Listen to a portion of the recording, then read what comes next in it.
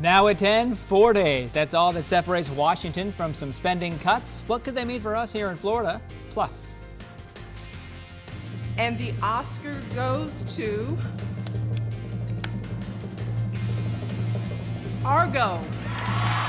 Argo takes Best Picture, but what other big awards? We'll recap the biggest Academy Award moments. From Southwest Florida's news leader, this is Wink News Now at 10 a.m. First for you here at 10, we are starting in the Weather Center, tracking another major winter storm for our friends up north. Parts of the plains are getting ready for their second major winter storm in just a week. Yeah, they are. The National Weather Service has issued a blizzard watch for parts of Kansas. They got hit by as much as 18 inches of snow only on Thursday. Meteorologists say more than a foot of snow is possible through the Texas Panhandle, parts of Oklahoma, Kansas, even possibly Missouri. Tomorrow it brings the chance for severe weather to the south and the southeast, Eric, and that's when it starts to influence our weather. It sure is. Yeah, right now we're having a pretty nice time outside. Had some fog earlier this morning, but now it is partly cloudy and pretty warm out there. But first of all, we'll get you on Sky Tracker, Doppler HD. First of all, the warnings, the pink to see an inland shower. Other than that, a really nice day, but when I come back, I'll tell you about the changes that we can expect for this week. All right, Eric, thank you. A little bit closer to home this morning, Southwest Florida is monitoring red tide. Right now, about 120 miles of coastline from Sarasota to Collier County are covered by that toxin. Southwest Floridians are worried about the red tide, with the highest concentrations covering Lee County. The Florida Fish and Wildlife Commission suspects red tide could be responsible for another manatee death. That manatee was found at the Sanibel boat ramp over the weekend, making it the 53rd one found dead so far this year. Last year, only 27 manatee deaths were reported. All right, now Congress is back at work again after a week-long recess, and they've got 4 days to negotiate a deal that avoids the automatic budget cuts that are known as the sequester. So what do the threatened spending cuts and government layoffs mean for you? Martha Shade explains. The forced budget cuts could have wide-reaching effects. 2.1 million federal workers could face furloughs. Sitting down and trying to avert these cuts. I'm Martha Shade reporting. And we have team coverage at 10, breaks down the sequester to the state level. The White House is warning Florida could see some major cuts, especially in the military. But what else could be on the line? Nicole Papageorgia is live in the studio with more on that at 10. Good morning, Alyssa and Rob. The cuts we're seeing here are mostly in education. That would mean cuts for primary and secondary education. It puts 750 teacher and aide jobs at risk.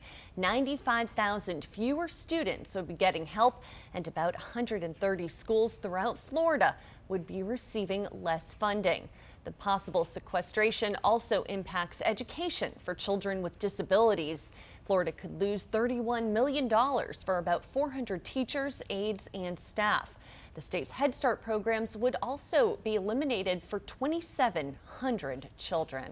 All the numbers for the sequester's impact were released by the White House using information from federal agencies and its own budget office. The sequester deadline is this Friday. We'll be keeping an eye on this story for you, and we'll bring you the latest updates. Rob? Check Wall Street for you this morning at 10. Investors are not worried one bit about what looks like the sequester budget cuts. They see $44 billion in actual spending cuts, just a fraction of a $3.4 trillion federal budget. Not expecting to have much impact on the economy, and they've got the Dow back up over 14,000. It's at 14,080 right now, with the Dow up 80 points. So the markets are trading near record high. Investors, again, are not too worried about the sequester and its possible impacts. But if you're driving, you're facing pain at the pump, and you know it. AAA reports that we're spending more per gallon this month than ever before in February. The national average for a gallon of regular gas unchanged at $3.77, but it's 53 cents more than we were paying January 1st. And at home, we get even higher gas prices than that. Expect today to pay $3.90 on average a gallon. And developing this morning, the man accused of shooting a 16-year-old outside the Miller's Ale House on Colonial Boulevard, leaving her on life support, was in court this morning for his first appearance. Henry Brunson appeared before a judge this morning who ruled that he will be held with no bond. Fort Myers police say Brunson pulled in front of a car carrying Kanasha Isaac and a friend on Saturday night in the Ale House parking lot. FMPD says a window rolled down and the friend recognized Henry Brunson in the car. Police say Brunson had a gun and started shooting at Kanasha and her friend, then drove off. Oh, we basically heard the about 5 gunshots. We didn't get to see any activity out there, but it seems like people flee from the scene, and it will just happen right in front of the front door. Police say the motive for the shooting remains under investigation. Funeral services will be right here in Southwest Florida tomorrow for troubled country singer Mindy McCready. She committed suicide last week, days after leaving a court-ordered substance abuse treatment program. The funeral service will start at 2 o'clock at the Crossroads Baptist Church on Palm Beach Boulevard in Fort Myers. If you want more information about the service, you'll find it at winknews.com. Also making news here at 10, Pope Benedict XVI is changing the rules for the papal conclave that will elect his successor. The Pope signed a law this morning that allows the Vatican to move up the conclave if all the cardinals arrive in Rome before a standard 15-day transition period. The timeline's critical if the Church wants a new pope in place before Easter. Without the new law, the Church would have had just 2 days to elect a pope and get him seated before the Holy Week. Britain's most senior Roman Catholic cleric, Cardinal Keith O'Brien, resigned this morning and is not attending the papal conclave, at least according to the Scottish Catholic News Office. He was scheduled to be among the 117 eligible cardinals to elect a new pope. Cardinal O'Brien is accused of committing inappropriate acts in relations with 3 priests and a former priest. The accusations go back to the 80s, and they have been forwarded to the Vatican. Afghan President Hamid Karzai has ordered U.S. Special Forces out of an important province in the eastern part of the country. Karzai made that decision after allegations that Afghans working with U.S. troops have been torturing and abusing Afghan citizens. Wardak, which is the province right next to Kabul, has been the focus of counterinsurgency efforts. Senators are set to vote tomorrow on the nomination of Jack Lew from President Obama's pick for a Treasury Secretary. The chairman of the Senate Finance Committee says Lew answered the committee's questions in a thorough manner, some of which dealt with his time spent at Citibank during the height of the financial crisis. Lew is taking over for Timothy Geithner as Treasury Secretary and previously served as President Obama's White House Chief of Staff. Secretary of State John Kerry kicks off his first overseas trip today in London. It's the first stop of an 11-day, 9-country listening tour. In addition to England, he's scheduled to travel to Germany, France, Italy, Turkey, Saudi Arabia, Qatar, and the United Arab Emirates. The State Department says Kerry is not expected to make any new policy while abroad. Now at 10, opening statements expected today in a high-stakes trial over the 2010 Gulf of Mexico oil spill. Lawyers for some companies involved and others who are suing them face a district judge for the hearing. The judge, not a jury, is going to ultimately decide how much money BP has to pay because of the spill. BP has already agreed to pay out $42 billion to resolve disaster claims. Meantime, Florida officials are asking for your input on how to use the state's share of the BP settlement. Several public forums and a webinar are scheduled to gather your ideas. State lawmakers do want to change the state's election laws to improve Florida's reputation. It took the state 4 days to figure out that it went to President Obama back in November. Not to mention, we needed 5 weeks to declare a winner back in 2000. Republicans and Democrats do appear right now to agree on expanding early voting out to 14 days after Governor Scott reduced it to 8 in 2011. Danica Patrick may have made history in Sunday's Daytona 500, but it was a last-lap thriller that decided this year's winner. For the second time, the Daytona 500 goes to Jimmy Johnson, 5-time champion. That's Jimmy Johnson winning his second race at the 500. Dale Earnhardt Jr. finished second for the 3rd time in 4 years, while Patrick was in front for 5 laps along the way, which makes her the first woman to lead a lap in the season-opening Daytona 500. But at the finish line, she got pushed back to 8th place.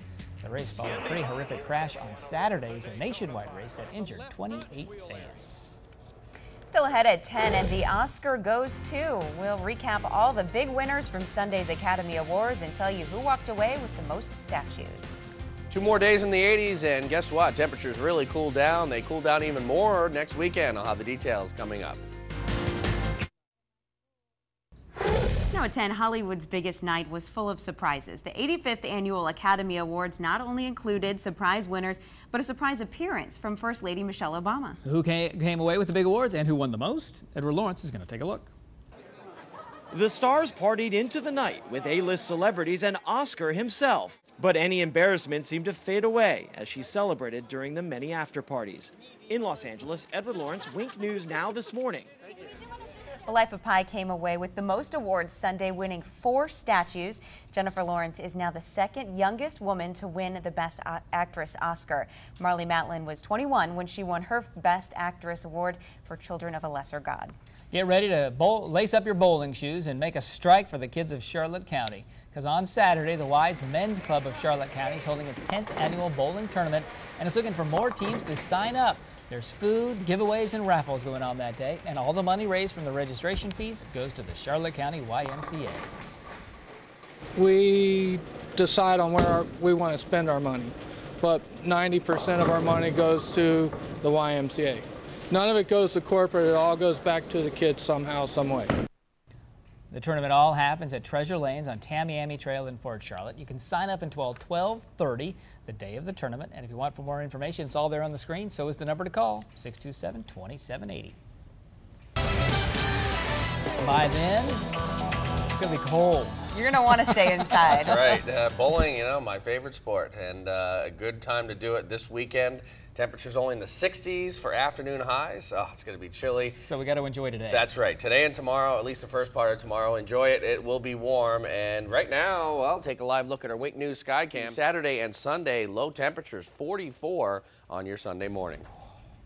Many skiers and snowboarders took advantage of the snow spreading across the West and Midwest this weekend, including a 1-year-old girl who already has some pretty impressive skills. Check them out. This is Eden Grace Kovachu of Sherwood. She is 23 months old, so almost 2, but still 1. And she's been going up to the mountain since she was just 6 weeks old. With snowboarding, we always want to, get on at the first run, so we wake up at 5:30 and we get her out of bed, and as soon as we mention snow, she's all excited about it and knows that she's going to the mountains. Pretty incredible. And Eden has a 5-week-old sister, and her mom says that they will be introducing her to snowboarding once she's old enough. She has more grace and balance and stability than I would have. When she knows what she's doing, she's going to be trouble on the slopes. Watch out. We'll be right back. Well, along with the Oscars come the Razzies, and the votes are in now to make it official. Twilight Breaking Dawn Part 2 is the best of the worst. The final installment in the Twilight series walked away with 7 statuettes, including Worst Picture from the 33rd Annual Razzie Awards. Kristen Stewart won Worst Actress. Taylor Lautner also won as Worst Supporting Actor.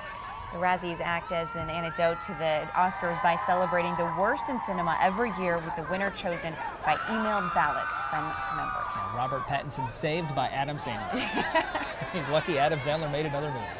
A special retirement celebration to see here for a marathon runner. 101-year-old Fajus Singh completed a 6-mile race in Hong Kong, marking the end of his competitive running career.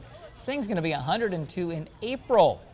In 2011, he managed to finish the Toronto Waterfront Marathon in about 8 hours. This weekend, he ran 6 miles in 1 hour, 32 minutes, and 28 seconds. Can you imagine? No, and it's faster than last year. That's so amazing. He's gotten better. And now he's calling it quits, out on a good note. Got to go out on top. Well, the Lee County Fair is still running in full force, and it's looking to help a local organization by letting you in for free. Harry Chapin Food Bank Night begins at 5 o'clock out at the Lee County Civic Center. For admission, you just bring 3 non-perishable food items. The parking's free, too. Last year, more than 3,000 pounds of food was collected. Just give one more check on that weather forecast for you today. As we say, you want to get out and enjoy today, Eric. This is the good one. That's right, yeah. And it looks like a good beach day. Get on the boat today. Then the rest of the week, it's going to cool down. In fact, 85 today, looking good. Then Tuesday, a cold front comes in. Scattered rain Tuesday afternoon, isolated shower Wednesday. And then Thursday and Friday, really not all that bad. Temperatures in the 70s, overnight lows in the 50s. But then Saturday and Sunday, that's when things really start to cool down. A little bit more in the way of cloud cover, partly to mostly cloudy, breezy conditions. We'll have a northwest wind around 15 to 20 miles per hour. High temperatures only in the mid-60s. Overnight lows by Sunday, 44 degrees. Man. Heading into March. Not good for spring breakers. No. Back and forth with these weekends. Everybody walking around with a little bit of a sunburn today after a great weekend. And then we're going to need a quick rebound after that. We will. Okay. All right, Eric, thanks. Thanks for joining us for Wink News at 10. Top stories all updated at Wink News at noon. Have a great day.